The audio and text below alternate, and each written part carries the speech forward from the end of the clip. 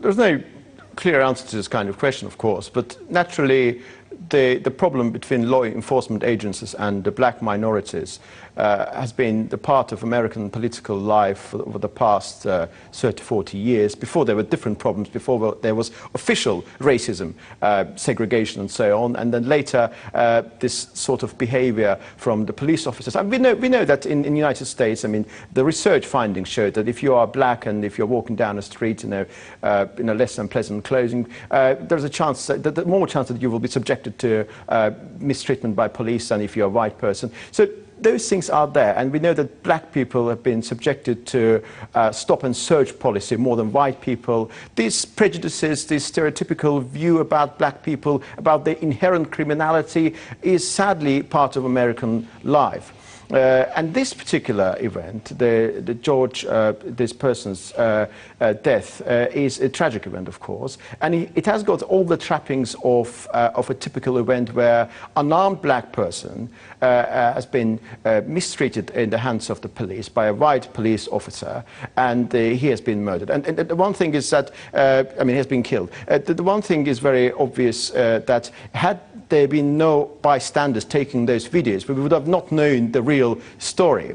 But of course, the entire truth will be out later. But although there are some video footages, we don't know the whole story, because, as you know, these police officers are carrying body cameras, which are recording those scenes, and after they have been released as a relevant authority, but we haven't seen them, so the entire picture will be built at a later stage. And we know that in the United States there have been riots in Miami in 1980 and LA in 1992. There was a famous Ferguson case, and all the trappings are more or less similar. In this particular instance, we know that the person in question, he was buying a pack of cigarettes or food from the nearby deli, and there was a claim that he used a fake $20 bill, and then there was a 911 call to the police, and there was a claim that he was under the influence of certain substances, that he was intoxicated. So this person, we don't know to what extent he committed anything wrong in the first place, but as long as police behavior is concerned, as things stand now, it is very obvious that the force put into practice by police was not proportionate to the actual behavior of the person who was killed. And we know that the person, the police officer, I think his name is Derek Chauvin, he was charged with the third-degree murder and the second-degree manslaughter. So we need to follow what will happen at a later stage of the investigation. And we know that all police officers, they have been, all arresting police officers have been charged. So we need to follow what will happen later. But one thing is very clear to me.